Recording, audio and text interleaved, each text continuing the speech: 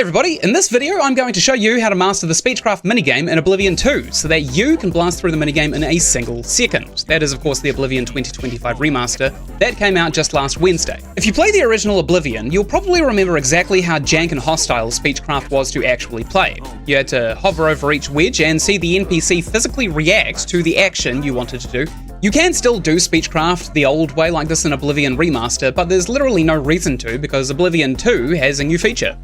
Colors. It took fucking ages, and since that disposition rating in the middle of the minigame degrades over time, time is literally money. That's right, time is money, as it was in the original 2006 Oblivion release. If you go into a vendor's menu right here, and you click on this little hard to notice button right here called Haggle, you'll open up a little slider. With the slider, you can actually chance your rapport with the vendor to give you discounts and higher selling prices, and haggling is based off of your Speechcraft level, which is this disposition right here.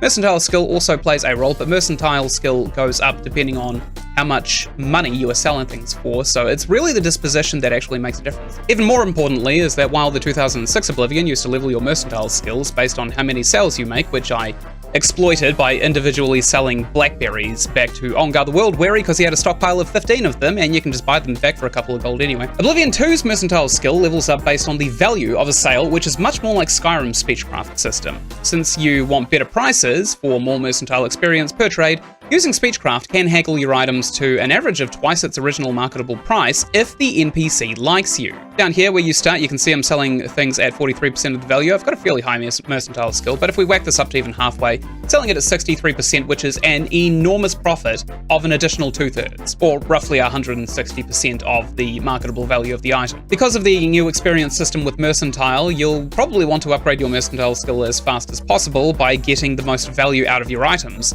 as fast as possible. We can actually see Speechcraft in the character menu under the skills right here, and you'll find that the Speechcraft perks are actually kind of shit. Looking at mercantile, however, these are awesome skills. Apprentice, level 25. The value of items you sell is no longer reduced if the item is in poor condition. That's awesome.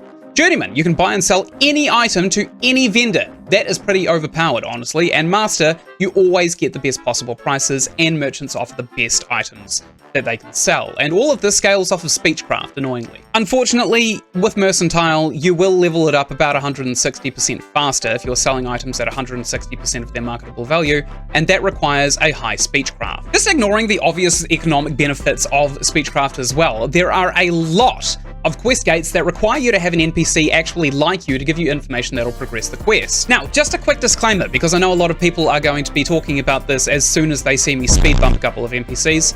This isn't a lesson on how to min-max your Speechcraft minigame points. Doing that takes time, and as I said before, time is money. Now, for the actual technique, I have been calling this method speed bumping, and I haven't seen anybody else on the internet even bother to cover the new Speechcraft system, so I guess it's time for me to show you how to speed bump some NPCs. Speed bumping probably sounds a little bit silly, but once you get the hang of it, you'll get a feel for why I call it speed bumping. So the first thing you want to do is go ahead and hit the single stripe in a clockwise order. And the reason we want to do that is because we currently do not have access to the colors yet, and the single stripe will give us the lowest disposition deduction. So we hit these in a clockwise circle right there, and as soon as we fire it back up, boom. We now have ourselves a fresh disposition wheel, complete with all the colors. So now that we actually have the colors active, we are going to want to speed bump them. It's pretty simple. Boom, boom, boom, boom. We have 69 disposition. Nice. Okay, now without showing off, I'll actually show you how to do it. Now let's start the minigame again and take the time to look at the colors and the positioning of the wedges. I like to think of it as 2 W's and 2 L's, with the W's of course being green and yellow, and the L's being red and brown down here. For the purpose of convenience, it doesn't actually matter which W or L they like more than the other one, because we don't care at all which W and which L gives less or more points. So with speed bumping, what we want to do is hit both W's, joke and boast, with the 4 stripes while avoiding the 4 stripes on the L's. Doing it this way, and of course ignoring this free rotate button that you get here when you get level 50 Speechcraft, you can blast through these in a single second, as I already showed you. If you start the game and you have 0 personality, you have 0 Speechcraft, you start as an orc, and you have autism, you can still do this technique and absolutely blast through an NPC in under 30 seconds. Let's talk about spacing. When the minigame is actually up and running, you'll find one of two spacings. What we have right here, I call this opposition, where the W wedges are opposite from each other in the ring. It's very simple. If your 4 stripes spawned on a W, click that W and keep clicking anti-clockwise. Since we know that the wheel rotates clockwise the same amount every single time, you'll hit the 4 stripes on every W and you'll avoid the 4 stripes on every L. So 1, That's really funny. 2, Not now.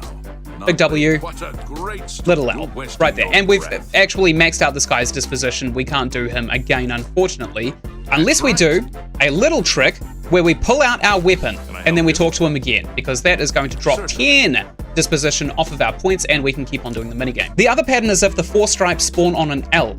You'll want to look at this L, go to the opposite one, and then click it in the same pattern that you would click the W's. So counterclockwise in each one, and we've got 85 disposition. So if we keep on doing this over and over again, we just max out the disposition naturally over time anyway, because we are making a profit of points over time. And for opposition spacing, that is literally it. This is the second spacing. We have side by sides. It's where the 2 W's spawn next to each other. You ideally want to be clicking in an hourglass pattern. The hourglass pattern goes as such: boast, joke, admire, coerce, boast.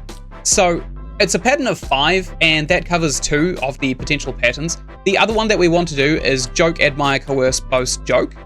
And the reason for that is because we don't want to take the 4 stripes right here, and we're happy to take the 3 stripes on an L just to get around having to take the 4 stripes on an L. Because if we take the 4 stripes on an L, we lose most of the disposition points right here. We started on coerce. We know it's going to be turning clockwise, so we're going to hit coerce, boast, and because it lands on admire, we're going to hit joke and then admire, so that we can mitigate some of that risk. We go again. It starts on boast, so we don't get we want coerce last. We hit boast because admire is 4 stripe. We want to hit the lesser L. We want to hit joke and then admire and then coerce. Without talking about the emotions themselves, if we want to talk about just W's and L's, we can go WWLL or WLLW, or of course we have WLLW right here. And of course, this one's joke. We want to take LWWL.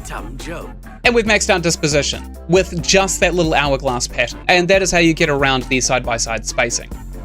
What do you need? Great, so here's an instance where literally using the facial features of the character is not applicable because we had an NPC walk in front of us. So let's go ahead and hit the single ring in sequence, see what spacing we have. We have side by side, we've got joke and coerce right here. So what we're going to do is we're going to hit 4 stripes on the W. Always hit 4 stripes on the W when you can. We want to take lesser L, and then lesser L. And then we want to hit this here 4 stripes on the W. Always want to hit the 4 stripes on the W.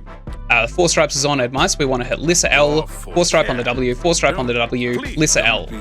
It's literally that simple as well. Okay, so we have 4 stripes on admire, and even though right here, the lesser L is still 3 stripes, we will still make profit. If we start at 60, we hit lesser L, WW, lesser L. We still made 1 disposition profit. So speed bumping NPCs is profit over time. WWLL, wonderful. WLLW, great. LWWL, awesome. WLLW, and we've maxed them out. We've got a side-by-side pattern right here. You can also look at the L's to distinguish at a glance. The colors are so much handier than anybody is giving them credit for so far. So we're going to hit lesser L, WW, W, lesser L, W, great. Lesser L, WW, and WW, lesser L, and of course, WW, lesser L. Simple as that, we've maxed out his disposition. So, now that you know how to speed bump, let's start speed bumping some NPCs and see how fast we can hit the disposition caps on a brand new character. Let's try and make somebody with literally the worst speech possible. Let's randomize the appearance until we get somebody who's literally unlovable. That'll do. We're gonna go with HR Karen default. Skin tone can be quite bright. Literally looks like Susan from HR. I've literally just made the most unlovable character in the world, and I am going to be naming it Judith Collins, of course. At least you've got that brutish strength, huh? Must be nice to just rip someone apart like some kind of monster. God, I didn't realize how accurate this was. For those who don't know who Judith Collins is, I envy that you don't live in New Zealand. Judith Collins is a right-leaning political figure here in New Zealand. She's not very good at a lot of things, and she got kind of famous off of hating poor people. Which birth sign suits Judith Collins? Oh, it's got to be the serpent, right? It's got to be the serpent. Create a tobacco-enabled class? Yes! Judith Collins steps out of her home of the sewers into this beautiful landscape. Pristine. Gorgeous landscape. Let's ruin it! We've got opposites right here, so we want to hit lesser L and go in a clockwise circle right there. That's a bug right there. Good. And what else we got here? Lesser L in a clockwise circle. Perfect. We're still making profit. Since we are in fact Judith Collins, we should probably be pulling out our weapon as well, so that we can threaten people a little bit better, because it allows us to get more disposition out of it. LLWW, great. LLWW, great. WLLW, great. LLWW, yes sirree. LWWL, great, and we've maxed out this guy's disposition. Speed bumping harder than a hit and run. Alright, good. What have we got? We have side by side, so WLLW, great. Lesser LWWL, great. Lesser LWWL, great. WWLL, good. W lesser LLW, great. And we have maxed him out. I'm not even timing this! Where would we find a dense population? If you ask Judith Collins, she'll probably say anybody who votes for the left is a dense population. Regardless, we're going to be trying to find a number of people, as opposed to Judith Collins' opinion, which doesn't really make a lot of sense most of the time. Nice, we have increased our Speechcraft mastery up to level 25. So, now the disposition decreases slowly over time. Yes! It is! I just got the message, Justina! Learn how to read! At this point, I'm sure you can see just how quick you can blast through these minigames. We are literally playing... Shut up, sir. We are literally playing with a brand new, unlovable character, and yet we are still absolutely creaming the Speechcraft using the speed bump. And hit the W, go counterclockwise, and of course, the lesser L and go counterclockwise. Now we've got 84. Oh, I almost punched that guy in the face. All the W's. Honestly, I'm failing to even keep up with my own brain at this point. I've been doing this for approximately 20 minutes, and I've just turned my brain off. It's harder to find NPCs than it is to actually get them to do what I want them to do. Literally, if you finish this video, you should just have L lesser LW just stuck in your head repeatedly, over and over and over again. Lesser LLWW, wonderful, and we've maxed her out. Piss off, lady, don't forget to vote for my political party. Excuse me, poor person.